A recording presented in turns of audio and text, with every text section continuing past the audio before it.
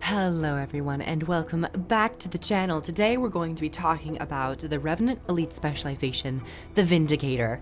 We've covered all of the other two. Catalyst, which was a very long video, Bladesworn, which hopefully I haven't edited yet, is a lot less intensive. And same goes for Vindicator. This one is mostly going to be just going over my praises for the Great Sword, talking about the possible clunkiness with utilities, and then of course going into the traits. So let's begin. So we'll start with the Great Sword. The Great Sword is probably my favorite aspect of this elite specialization. It's really lovely. It doesn't feel as long as, say, the Reaper Great Sword, which in part makes it so much stronger, especially in PvP. And I think in PvP the cast time is 3/4 of a second. I think that's actually a really interesting idea that, you know, they don't have to nerf numbers down, but they can increase cast times or cooldowns. That's readily available to them. So, but in PvE, it's half a second for each strike, which is fairly quick. And you can really get a lot out of the vulnerability and also the chill applications. Right now I'm gaining stacks of a certain buff, which helps sustain me in combat, but that is not with the Vindicator. That's just on the core assassin specialization. Oh, and I'm already out of the loop with the dodge. That was a little feature of the dodge that I'm currently running. I am taking the Grandmaster Death Drop, but it's such muscle memory for me to use a dodge skill and just roll really quickly. But with the Vindicator, of course, as you just saw, the dodge is a very different mechanic. You shoot up in the air, and in PvP, the animation I think is currently bugged a little bit, but you shoot up in the air for a duration, and then after a set amount of time, depending on which dodge you have, you will come back down and strike the area, either with supportive abilities or more damaging abilities. So we'll just show that off right now. Basically, the Forerunner of Death is a very long cast time, and you come on down and you do some more damage, and you get 15% increased damage for 15 seconds. That is quite a Grandmaster trait to increase the damage on your dodge, and also to increase your damage for such a lengthy period of time. But back to the Great Sword, the second skill is Mist Unleashed. It's a lovely, wide arcing. The spell effect is a slightly misleading. It's not this wide where the red is, at least I tried testing it. I had an enemy stand at the very end where the red is at the very, you know, the breadth of the fan. It isn't exactly like that. Third skill, Phantom's Onslaught. This is your gap closer and also to initiate combat. It's really lovely. It goes quite a distance and applies chill, which is a lovely condition in competitive modes. We're gonna dodge here real quick. We're gonna dodge on both of them. Bam! Get that nice strike. Got both of them down. Ugh. I tried dodging again because it's so useful to be able to dodge twice, but with Vindicator you do lose the second dodge, so just be very wary of that. But honestly, the Great Sword is really strong, a lot of high power on everything. The next one is Imperial Guard. Block incoming attacks for a prolonged duration and ready a counterattack that deals increased damage based on attacks blocked. This will block a bunch of attacks, and there's currently my downstairs neighbor who is playing bass boosted music. But nevertheless, you will block a bunch of attacks. I'm gonna stun break out of that. Oh no. That's maybe the one thing. You can instantly cancel this, which I would maybe like if there was a half a second cooldown in between you being able to destroy the skill, because it's an instant flip over. And sometimes in Guild Wars 2, like, things can go so fast that you cancel a skill when you don't actually want to. And I know it's there to, you know, increase fluidity, but sometimes it actually makes it more difficult. But in terms of muscle memory, you really have to press this just once and try not to spam it. And then you'll be able to do another strike, dealing more damage for each time you blocked. Next is Eternity's Requiem. 24 packets of a bunch of mist explosions in the area. This is insane. It's really, really strong. The one thing I would say in PvP is that the number of impacts, I believe, is still 24. In PvP, that seems a little excessive. I would not mind seeing this brought down to 20 hits instead of 24. Just to kind of balance it a little bit. I think that's one reason why Vindicator is being so amazing in PvP right now, is because the Great Sword is such an awesome weapon, and it's a really strong weapon right now. So that's the dodge, that's the Great Sword. The F2 is Alliance Tactics, which has to play with your utilities. Currently, you have Legendary Alliance, where you are able to use all Saint Victor and all Arcamoris skills. Now, in theory, this is really cool. It's really interesting. You know, it could, of course, be something really cool. Personally, my personal experience playing this, I do find this to be clunky, particularly in PvP settings. I like the idea of you either being able to choose your utility skills to create your loadout before combat, or I also really enjoy having these two entities, Archomoris and Victor, split into their own unique legends each. So you can more, readily prepare this with, Archomoris is with Shiro or Jalis or Malix. Hell, you could do Ventari if you want. And if you want to pair Ventari with Saint Victor, you can, or if you want to pair Jalis with Saint Victor, you can. I think that would offer a little bit more consistent build craft and opportunity. But for right now, every time you use a skill, it's on a cooldown of 10 seconds, so you have to wait 10 seconds before you can even use the skill that you desire in that particular situation. And combat happens so frequently and so quickly that sometimes you'll miss your opportunity. But essentially, you'll start with Archomoris, and then the F2, this will give you endurance and also flip over all of your skills. F2, it flips give endurance, flips them to the Saint Victor. If you were in Saint Victor, it would flip it to Archomoris. If you're not in the Legendary Alliance stance and you happen to be in Shiro stance, this just gets toned down to energy meld. Gain endurance. This costs 25 energy to gain 50 endurance, which I think is perfectly fine. However, Alliance tactics, I think, complicates things. I think energy meld should be the F2 for Legendary Alliance, and the F3 should be Alliance tactics, where you can manually swap your utility skills. Not on a 25 energy cost, maybe like no energy cost, but it's like on 20 seconds. Maybe that would make it feel a little bit better.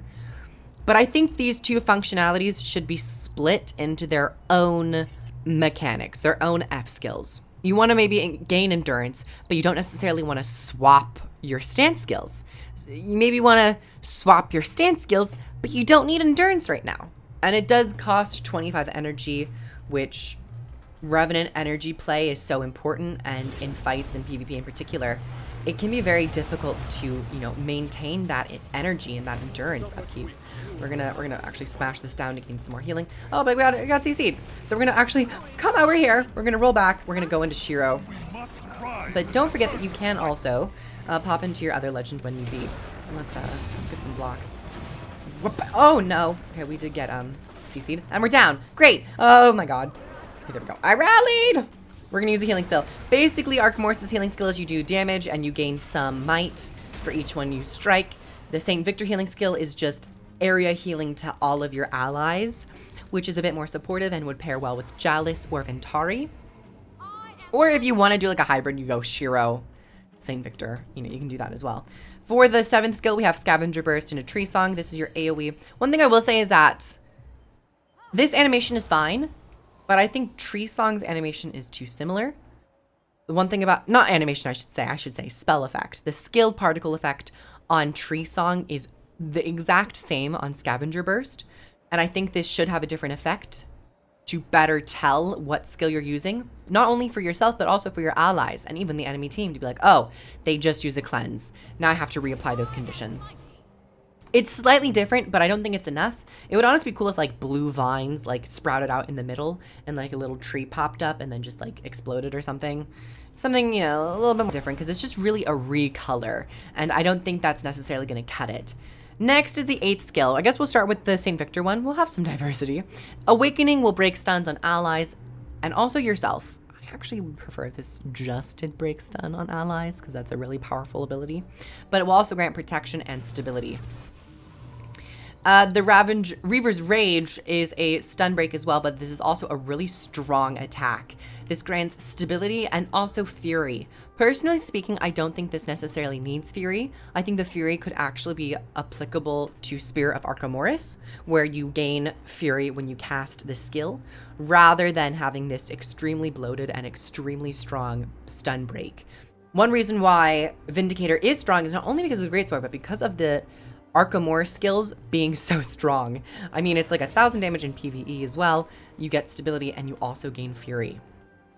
Next, we have Nomad's Advance. This is the leap to gain extra might and some damage. I think this is perfectly fine. It's nothing too crazy. It's not an evade. It's a leap, gives very minimal might. You have to hit multiple targets to gain more use out of this. Next, we have Battle Dance. Evade backward, granting boons to allies. Resistance and regen. Perfectly fine. It's good. It is an evade, so it is allowed a little bit more defensive.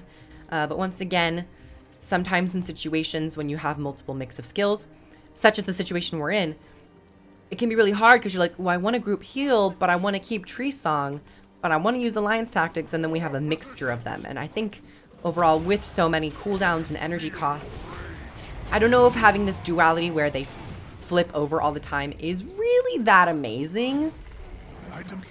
It requires a lot of skill and almost impossible planning in the combat of Guild Wars 2. So, you know, once again, kind of honing in the fact that I would like to see this maybe like separated, or you be able to actually select which utility skills you're using. But then finally we have the elite. We have the Urn of Zuhelzer, I believe, or the Urn of Saint Victor, and then we can drop the Urn of Saint Victor. You gain pulsing damage. Oh no.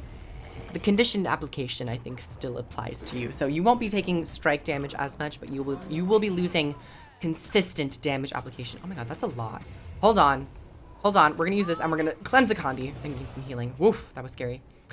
So yes, drop the urn. You gain healing over time for allies. You do not gain any healing yourself. I love these abilities. I think more abilities, support abilities should be like this, where you don't heal yourself as much, or you don't heal yourself at all, or you take damage to heal allies. This, in theory, would place Saint Victor into more of that pure healer, less tank role. However, as we'll get to the traits, the Vindicator is very tanky. It is extremely tanky. So I could definitely see a lot of balancing around that going on. But the urn is really interesting. And then once it does energy drain quite a bit, you got to drop it to gain some of that protection and extra regen, depending on what the health state you're at. And then for Archimedes, we have Spear of Archimedes. It's a really strong skill. It's got a lovely range of 2,000. I think there should be more 2,000 ranged skills. Maybe for elites, but not for like Dragon Hunter. Oh please, Dragon Hunter is already bad enough. We're just gonna kill this real quick. Gain some. The traits I fear could be a little too strong, particularly some of the minors. Balance and Discord. That's a lot of healing on you legend swapping or when using alliance tactics. I think Balance and Discord should only apply healing. You can get rid of the regen. And I think the healing should honestly be like 500 healing or 600 healing in both PvE and PvP. I'm going to be honest. It's so incredibly strong right now, especially because it's applied on the legend swap and also alliance tactics. Empire Divided, interesting, but it's a lot of power, and especially in PvP. I'm kind of surprised that this is not a split trait. I think the power levels in PvP and in World vs. World should probably be around power level of 150. Now for the actual traits. Leviathan Strength, it's fine. I haven't really been using it, but I have been taking a lot of Amnesty of Xingje and Redemptor's Sermon. Amnesty of Xingje, it's extra boon uptime for the might and the regen. I think if you get rid of the regen, this would also incentivize you to take Amnesty of Xingje to get some of that regen application. And there is some slight regen application on Saint Victor already with Battle Dance and also the Urn. So I don't think, you know, more regen needs to be on here necessarily. For the Masters, Reaver's Curse is lovely. I haven't necessarily been testing out Aung Sayon's Trust because Song of Arboreum exists. I think these two are a little too similar. Aung Sayon's Trust, you do gain endurance when swapping legends or activating alliance tactics, which, you know, really plays into that. You're going to be getting a lot out of like Balance and Discord and Aung Sayon's Trust. But it's just like a flat endurance. It's just a flat 10. And then I think I don't think it's different in PvP or World vs. World. But with Song of Arboreum, you're gaining vigor to yourself and allies, which does endurance regeneration.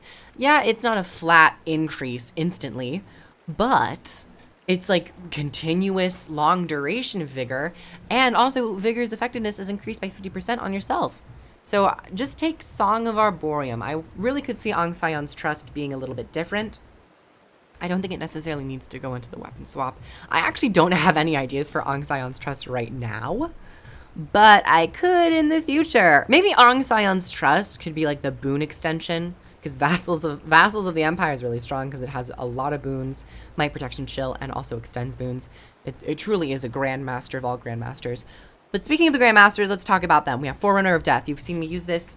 It's the longer dodge cast time into that bigger strike, and it gives you 15 seconds of 15% increased damage. One little note I would have to say about all of these is that I would actually like to see the effects change depending on which dodge you have. You see it with Daredevil, and Mirage also has a really unique Mirage mechanic, but of course the ambush skills, it gives you more information of what they're using, of course. But in the terms of the Vindicator, you only get one dodge animation. So for Death Drop, it was the same animation. Vassals of the Empire, it's the same animation. I would prefer for the Vassals of the Empire, like a shield pops out, or like something happens where it's like, it's a different ring where it shows that like you are getting chilled, but you also are applying those might and protection stacks as well. And same thing with Saint of Zuhelzer. It really needs a different animation and spell effect. I keep saying animation, but when I say animation, replace that with spell effect. Saint of Zuhelzer is a lovely pure healer dodge if you want to go for that healing. Vassals of the Empire, Imperial Impact, is also a decent support ability as well, but it's more so in the boon department.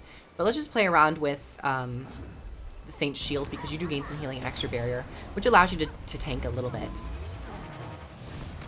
Let's just pop on all this. Great. We're going to get some of that healing. We're going to break stuns. We're going to launch here.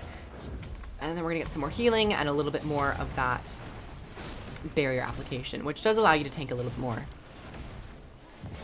So that's really like the power build that I'm running. I am mostly kind of going for that power build.